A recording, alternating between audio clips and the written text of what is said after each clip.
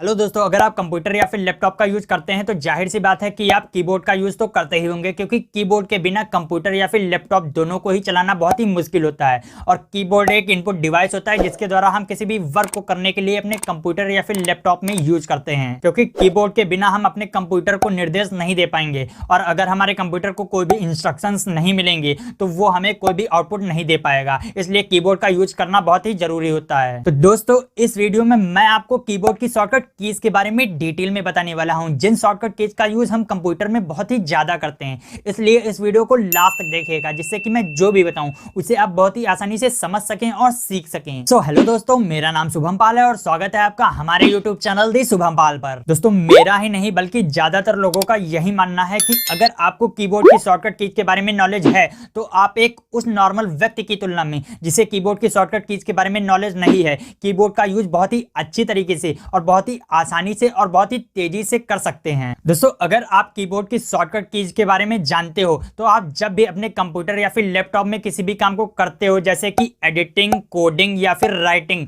तो आपको शॉर्टकट की वजह से बहुत ही ज्यादा मदद मिलती है और आपको इन सभी कामों को करने में बहुत ही ज्यादा समय की भी बचत होती है। दोस्तों, मान लीजिए कि आप अपने कंप्यूटर या फिर लैपटॉप में कोडिंग कर रहे हैं और आपने एक पैराग्राफ को लिख दिया है और उसी सेम पैराग्राफ की जरूरत आपको नीचे भी है। तो अगर आपको कीबोर्ड की शॉर्टकट कीज की नॉलेज नहीं है तो आप क्या करोगे? सबसे पहले तो उस पैराग्राफ को लिखोगे जिसमें आपको मेहनत और टाइम दोनों ही खर्च करना पड़ेगा, और अगर आपको शॉर्टकट कीज की नॉलेज है तो आप तुरंत उस पैराग्राफ को कॉपी करोगे और आपको जहां पर भी जरूरत है उस पैराग्राफ की उसको वहां पर पेस्ट कर दोगे। तो यह जरूरत होती है शॉर्टकट कीज के पता होने की, और बहुत ही ज्यादा फायदा भी होता है शॉर्टकट कीज के बारे में आपको पता होना। दोस्तों, और भी ऐसे बहुत सारे कीबोर्ड की शॉर्टकट कीज के एग्जांपल होते हैं। तो चलते हैं अपने लैपटॉप की स्क्रीन पर और देखते हैं कि कीबोर्ड में कौन कौन सी शॉर्टकट कीज होती हैं और उनका यूज हम कैसे कर सकते हैं। तो दोस्तों, अब हम आ चुके हैं अपने लैपटॉप की स्क्रीन पर और अब मैं आपको बताऊंगा कि आप अपने कीबोर्ड की शॉर्टकट कीज का यूज कैसे कर सकते हैं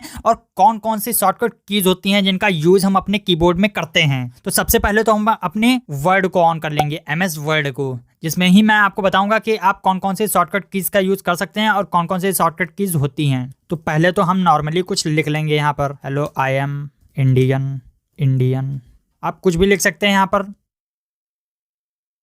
अब देख सकते हैं यहाँ पर हमने बहुत कुछ लिख लिया है। तो ये देख सकते हैं यहाँ पर हमने एक पैराग्राफ लिख लिया है। अब मैं आपको शॉर्टकट कीज का यूज बताता हूँ। पहला तो कंट्रोल ए का यूज होता है सेलेक्ट ऑल करना, मतलब कि कंट्रोल ए को कहते हैं सेलेक्ट ऑल, जिससे कि हम अपने पेज में जितना भी जो कुछ भी लिखा हुआ होता है उसे सेलेक्ट कर लेते हैं, जितना भी कंटेंट होता है। तो देख सकते हैं हमारे पेज में जितना भी कंटेंट लिखा हुआ है वो सारा सेलेक्ट हो जाएगा कंट्रोल ए को प्रेस करते ही। पहले तो आप कंट्रोल प्रेस करेंगे और फिर ए साथ में प्रेस करेंगे, तो इससे आपका सारा कंटेंट सेलेक्ट हो जाएगा।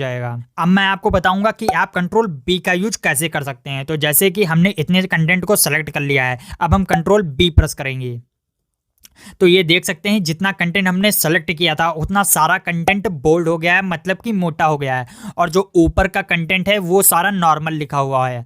अब अगर हम इसे फिर से नॉर्मल करना चाहते हैं तो हम इसे फिर से सेलेक्ट करके कंट्रोल बी प्रेस करेंगे तो फिर से नॉर्मल हो जाएगा, और अगर फिर से बोल्ड करना चाहते हैं तो फिर से कंट्रोल बी प्रेस करेंगे। तो किसी भी कंटेंट को बोल्ड करने के लिए हम कंट्रोल बी का प्रयोग करते हैं। अब मैं आपको बताता हूँ कि कंट्रोल सी का यूज क्या होता है। तो हमने इतने कंटेंट को सेलेक्ट कर लिया जैसे कि, और अब हम कंट्रोल सी करेंगे। तो कंट्रोल सी का यूज किसी भी कंटेंट को कॉपी करने के लिए किया जाता है। तो हमने जितना भी कंटेंट सेलेक्ट किया है उसको कॉपी कर लेंगे कंट्रोल सी प्रेस करके, और फिर यहाँ पर क्लिक करेंगे और एंटर करेंगे, और कंट्रोल वी, जिससे हम किसी भी कंटेंट को पेस्ट कर सकते हैं। कंट्रोल वी प्रेस करेंगे और ये देख सकते हैं यहाँ पर हमारा कंटेंट पेस्ट हो गया है जो कि हमने कॉपी किया था कंट्रोल सी से। अब यहाँ पर कंट्रोल सी का यूज हो गया और कंट्रोल वी का यूज हो गया। कंट्रोल सी का यूज हम कंटेंट को कॉपी करने के लिए करते हैं और कंट्रोल वी का यूज हम किसी भी कंटेंट को पेस्ट करने के लिए करते हैं। अब बात करते हैं कंट्रोल डी की। तो कंट्रोल डी हम प्रेस करेंगे, कंट्रोल डी करेंगे,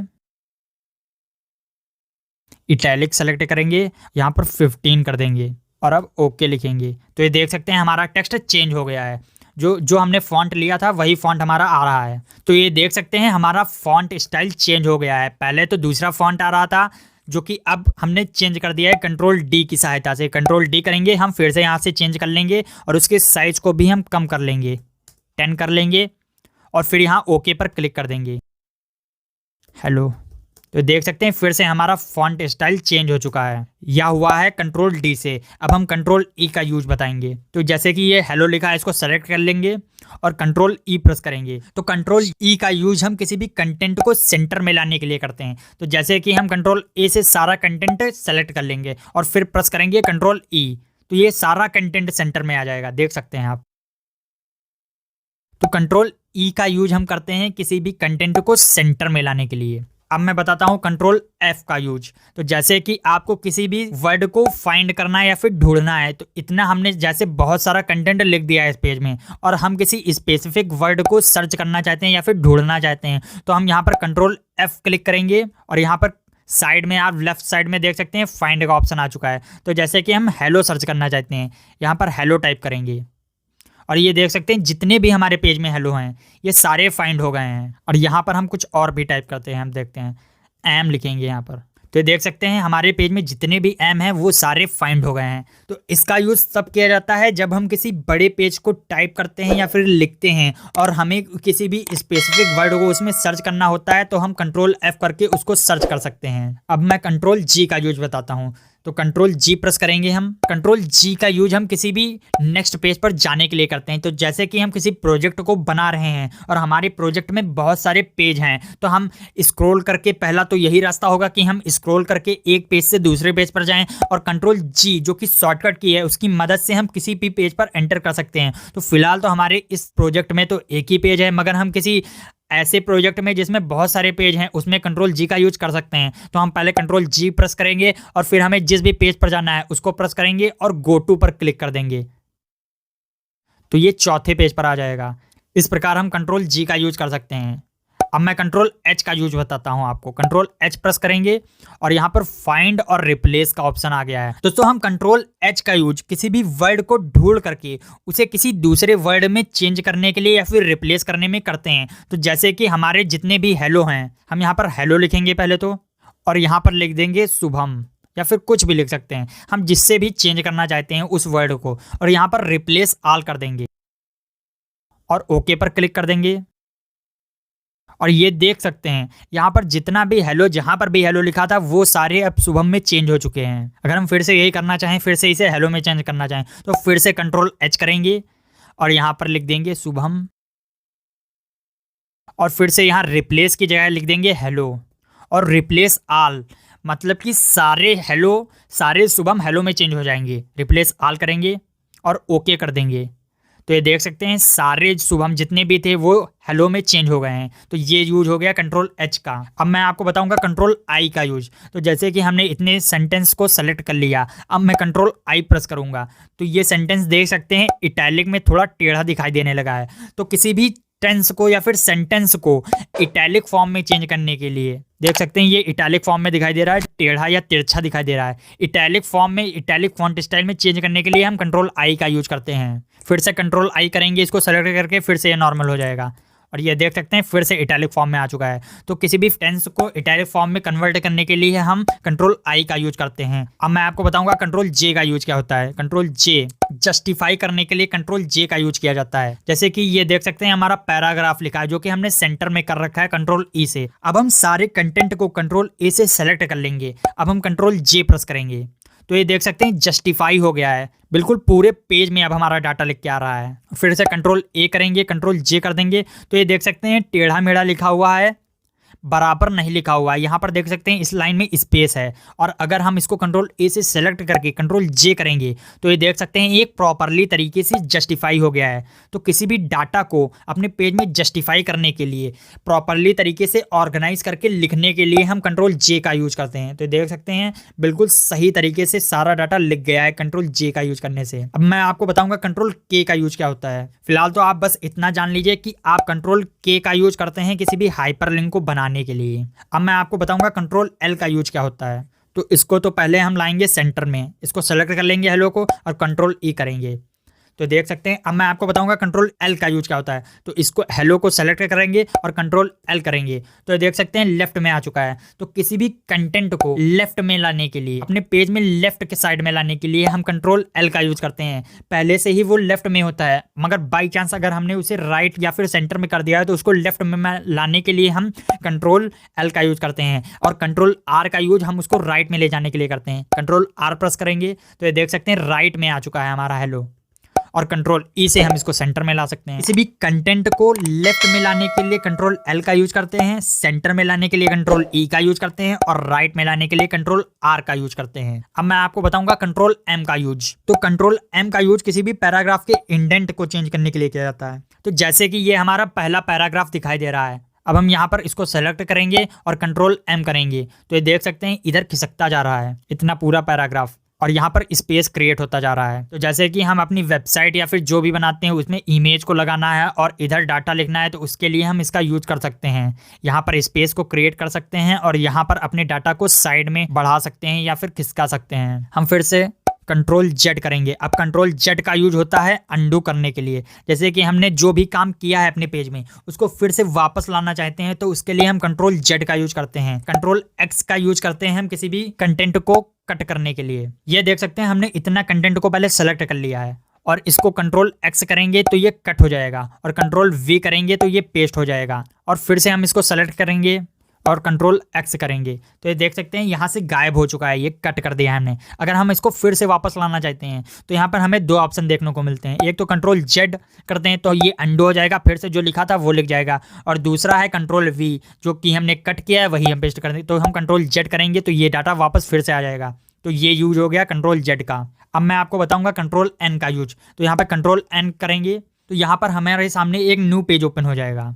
जैसे कि हम किसी पेज को एडिट कर रहे हैं या फिर उसमें कुछ लिख रहे हैं और अगर हमें न्यू पेज की ज़रूरत है, वो काम पूरा हो गया है और उसी समय हम किसी न्यू प्रोग्राम को लिखना चाहते हैं या फिर न्यू कंटेंट को लिखना चाहते हैं तो उसके लिए हमें न्यू पेज की ज़रूरत होती है। तब हम कंट्रोल एन का यूज करके न्यू पेज को ओपन कर सकते हैं। फिलहाल तो हम इस पेज को क्लोज कर देंगे और ये हमारा पिछला पेज आ चुका है। तो ये पेज यूज हो गया कंट्रोल एन का। अब कंट्रोल ओ का यूज, कंट्रोल ओ करेंगे तो यहाँ पर अगर आपने पहले से किसी पेज को लिख रखा है या फिर बना रखा है तो उस पेज को ओपन करने के लिए हम कंट्रोल ओ का यूज करते हैं। जैसे कि हम इस पेज पर काम कर रहे हैं और हमें अब किसी दूसरे पेज की ज़रूरत है और उसको ओपन करना है तो कंट्रोल ओ करेंगे और जहाँ पर भी हमारा पेज होगा यहाँ पर हमें शो होने लगेगा, वहाँ से उस पेज को ओपन कर लेंगे हम। तो ये यूज हो गया कंट्रोल ओ का। कंट्रोल पी का यूज हम प्रिंट करने के लिए करते हैं।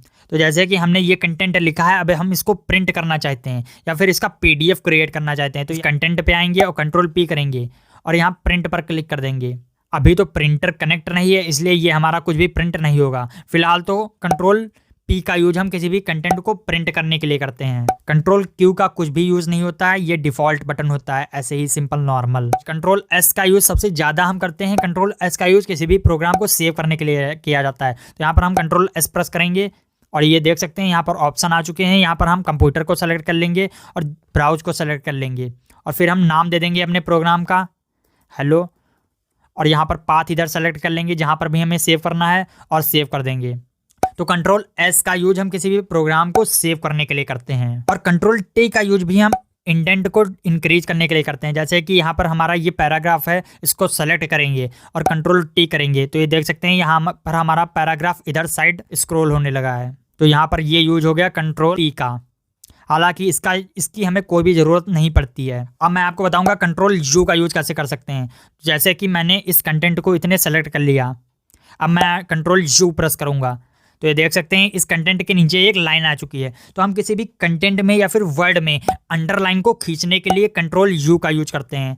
जैसे कि इसको सेलेक्ट करेंगे और कंट्रोल यू करेंगे तो ये देख सकते हैं इन तीनों में एक एक लाइन आ चुकी है अंडरलाइन।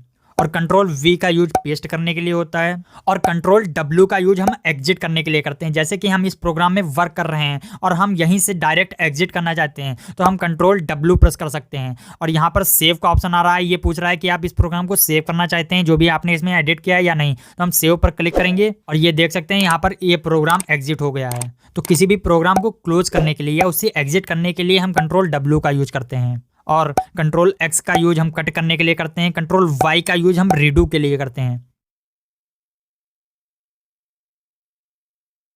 कंट्रोल वाई का यूज यह होता है जैसे कि हमने यहाँ पर शुभम लिखा है, एक के बाद एक स्टेप के पीछे जाने के लिए हम कंट्रोल वाई का यूज करते हैं। और कंट्रोल जेड का यूज हम किसी भी कंटेंट को जो भी लिख देते हैं उसको अगर हम कट कर देते हैं या फिर हटा देते हैं तो उसको वापस अंडू करने के लिए करते हैं। तो आप समझ गए होंगे कि आप ए से जेड तक के सभी शॉर्टकट कीज का यूज कैसे कर सकते हैं। और सबसे लास्ट शॉर्टकट की जिसका यूज हम अपने कंप्यूटर को बंद करने के लिए करते हैं, Alt+F4 की का यूज किसी भी कंप्यूटर या फिर लैपटॉप को बंद करने के लिए या फिर शट डाउन या फिर रीस्टार्ट करने के लिए किया जाता है। तो हम Alt+F4 प्रेस करेंगे तो ये देख सकते हैं यहाँ पर ऑप्शन आ चुका है शट डाउन का। अगर हम ओके पर क्लिक करेंगे तो ये शट डाउन हो जाएगा और हम यहाँ पर रीस्टार्ट सेलेक्ट करके क्लिक करेंगे तो यहाँ पर रीस्टार्ट हो जाएगा। तो अभी हमें फिलहाल तो हमें कुछ भी नहीं करना, तो हम इसे कैंसिल कर देंगे। तो आप समझ गए होंगे कि आप ए से जेड तक के शॉर्टकट कीज का यूज कैसे कर सकते हैं और उनका यूज कहां पर किया जाता है। दोस्तों मैं उम्मीद करता हूं कि मैंने इस वीडियो में जो भी बताया उसे आप समझ गए होंगे और आप यह समझ गए होंगे कि कीबोर्ड में कौन कौन सी शॉर्टकट कीज होती हैं और उनका यूज हम कैसे कर सकते हैं और उनका यूज करके हम अपने काम को बहुत ही आसान बना सकते हैं और अपने समय की बचत भी कर सकते हैं। दोस्तों अगर आप हमारे चैनल पर नए हैं तो नीचे दिए हुए रेड कलर के सब्सक्राइब बटन को दबा करके हमारे चैनल को सब्सक्राइब कर लीजिए, जिससे कि मैं जब भी न्यू वीडियो को अपलोड करूं तो उसकी नोटिफिकेशन आपको हमेशा मिल जाए। तो मिलते हैं आपको एक न्यू वीडियो में एक न्यू मजेदार टॉपिक के साथ। तब तक के लिए मुस्कुराते रहिए और हमारी वीडियोस को एंजॉय करते रहिए।